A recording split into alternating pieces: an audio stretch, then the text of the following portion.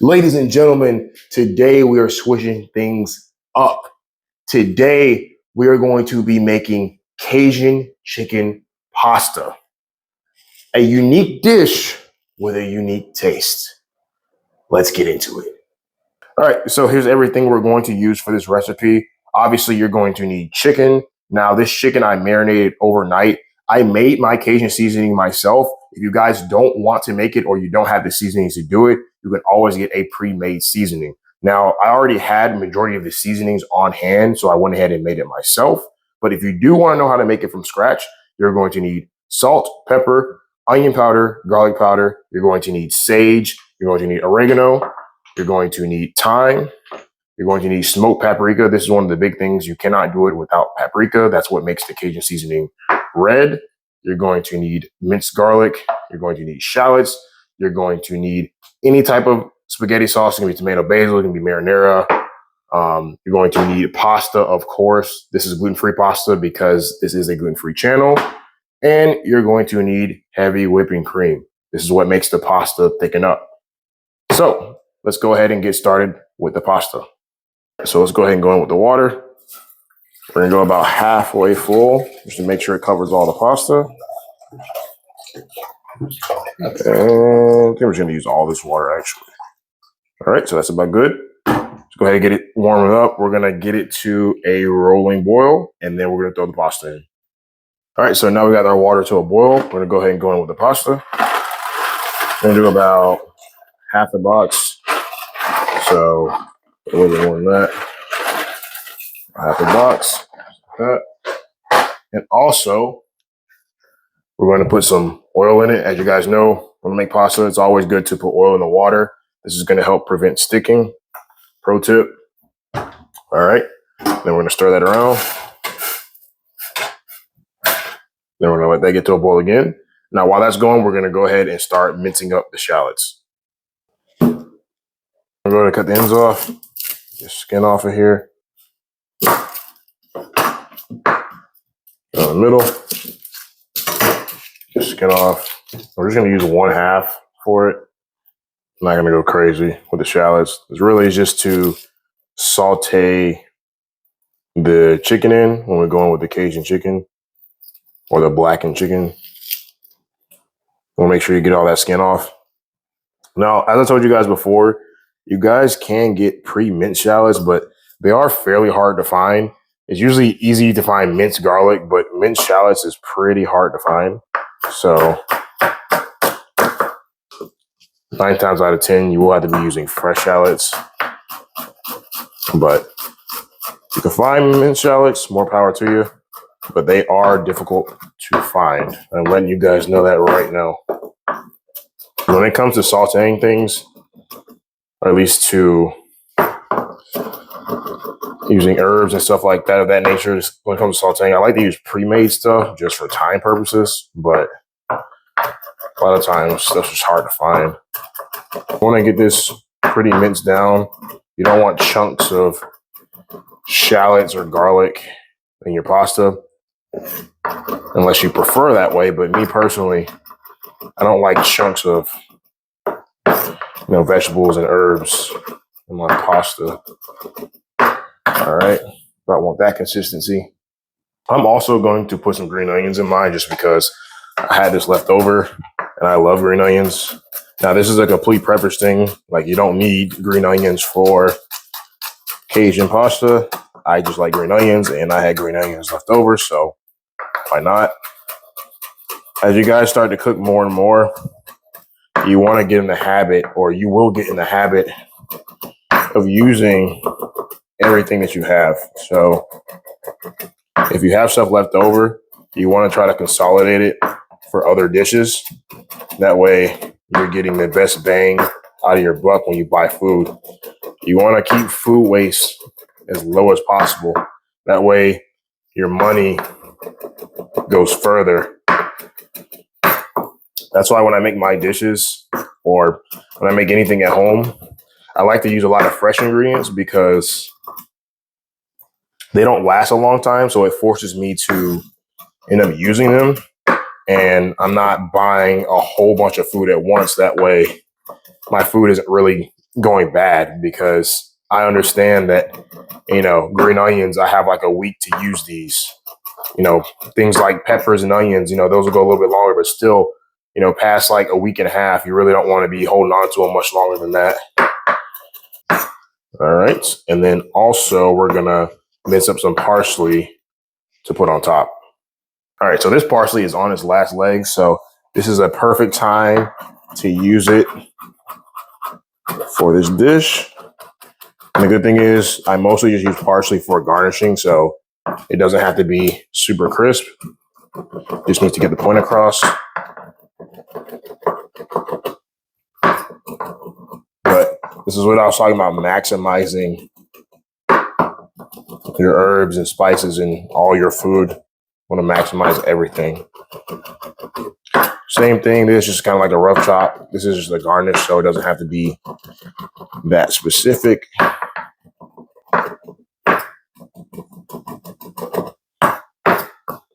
But I do like to get it a bit finer, just because you don't want chunks of parsley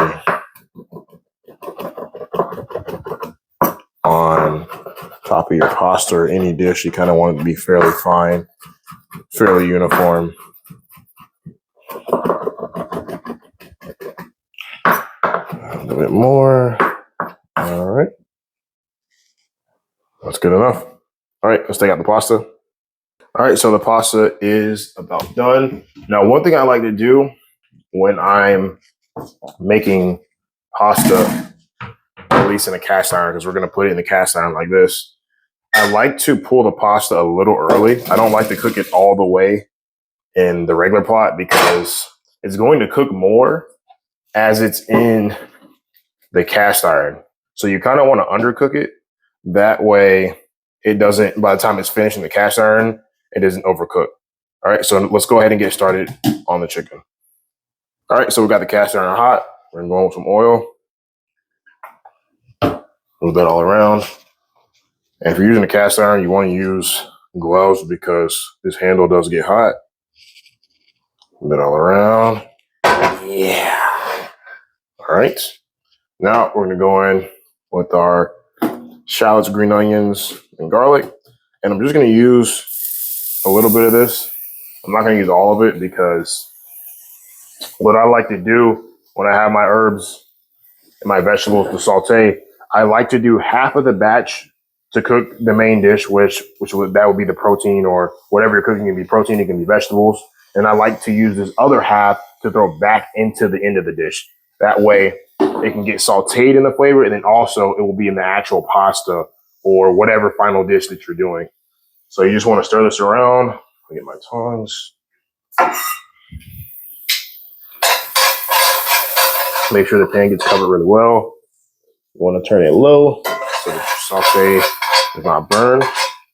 I think we're going with a little bit more oil too, actually. A little bit more oil. You want to make sure that you have enough oil on the pan. That way your protein or vegetables don't burn. Let's go ahead and chicken. You want to make sure it's really coated in oil like this. You guys can see all that seasoning, that flavor. That looks amazing. The last thing we want is for the chicken to stick just like that. And that looks amazing. And like I said before, you guys don't have to marinate overnight. I do it because it's going to have a much stronger flavor. It's going to have a much stronger Cajun flavor. But like I said, if it's something you're wanting to make today, you can go ahead and mix the chicken in it today and then just cook it like that. Completely preference. All right, so let's go ahead and flip the chicken now. I had it on here for about 5 to 6 minutes on medium to high heat. So we're going to turn them. Well, that looks amazing. Look at that. Turn this one as well. Look at that. That looks amazing. And what I'm going to do, since this chicken it's not very thick, but it's not very thin either. So I am going to go ahead and dome it just to make sure it cooks all the way through. I want to turn it down a little bit so that it doesn't dry out. But I'm going to take a top like this, and I'm just going to cover it. And actually, before I do that, I'm gonna take these juices from the marinade and just pour that on over. And that's just gonna assure that the chicken doesn't dry out. And we'll let that go for about another 5 to 6 minutes. All right, so we're gonna go ahead and pull the chicken now. That's the thing about chicken breasts, you have to be careful because they will overcook very easily, which is why I don't particularly like cooking with them, but it's all the store had. And really, when it comes to pasta, the restaurant industry standard for cooking is chicken breast. I typically like to use chicken thighs, but the store did not have chicken thighs, so we have breasts. So let's go ahead and cut these and make sure they're done. All right, so we're gonna make sure the chicken is done. Let's be sure. Oh yeah, that is perfect. We're just gonna cut it into strips. And when you're making your pasta, you can do your chicken in strips. You can do it diced. It's whatever you prefer. Now, I am gonna dice mine up, but once again, complete preference thing. You guys can just take a look at that. That looks amazing. So you guys can see the detail on that. That looks amazing. So now we're gonna go ahead and clean this pot off. Now I'm gonna show you guys a trick. You guys wanna clean the pot off, but you don't wanna clean it completely off. You wanna leave some of this sauce in here because this marinade, we're gonna use it to infuse with the pasta and build the pasta up. Now this burnt part, we need to scrape that part off, but you guys will see that in the next step. All right, so we're gonna take all this oil from here and we're gonna pour it into this glass container.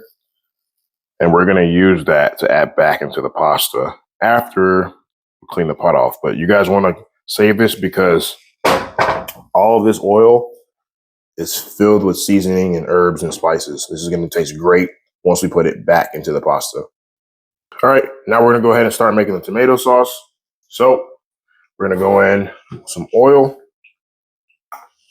and go in with the minced garlic, shallots, green onions. Mix that around. We're gonna go in with the tomato sauce. I'm gonna turn this down just a bit. Turn that down. Go ahead and throw in all that. Yeah. All right. We're gonna go in with some heavy cream.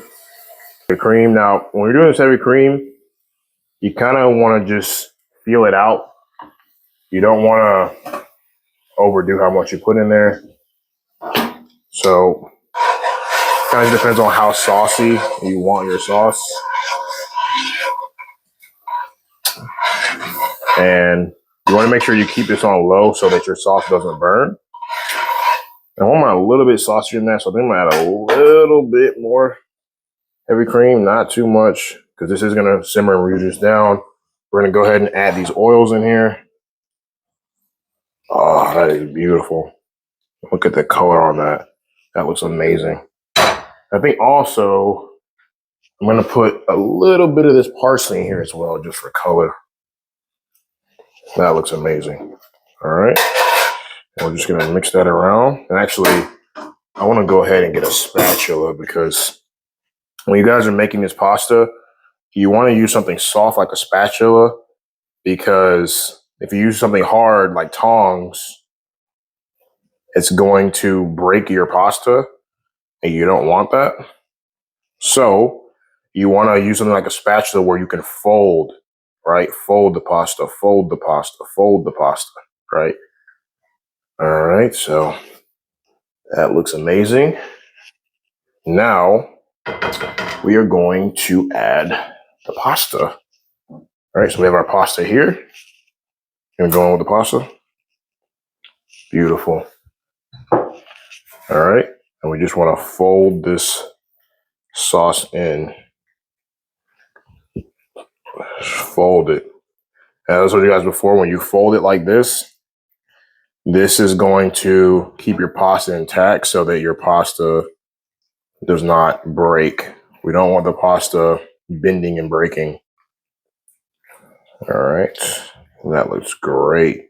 Look at the color on that, guys. That looks amazing.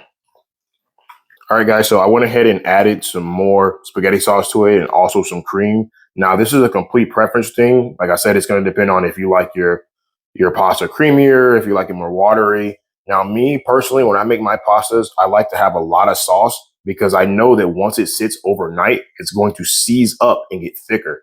So even if it's a bit, watery now, once it sits overnight, once it cools down, it's going to be the perfect consistency of creaminess, right? So what I'm going to go ahead and do now is, now that the pasta is done, I'm going to go ahead and add some seasonings to it to boost up the Cajun flavor, and then we're going to plate it up. We're going to go in with some garlic powder. Can't go wrong with garlic. Going to go in with some sage, the goat. I'm going with some onion powder.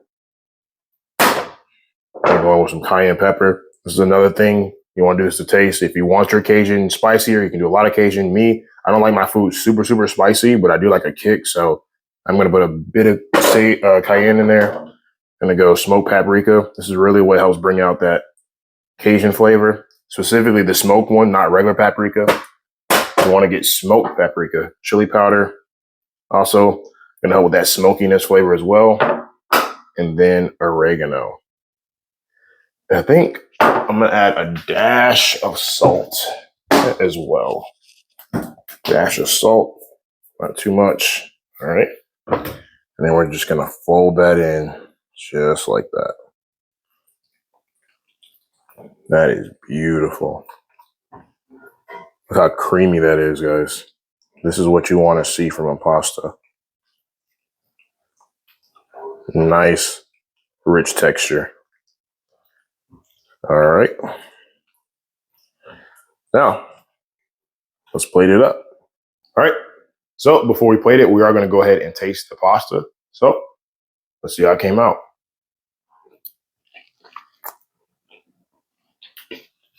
Damn, that's good. All right. So, ladies and gentlemen, there we have it. Cajun chicken pasta. Rich, creamy, delicate, and savory. Thank you guys so much for watching. Don't forget to like, comment, and subscribe. And as always, wishing you peace and prosperity. Until next time, see you soon.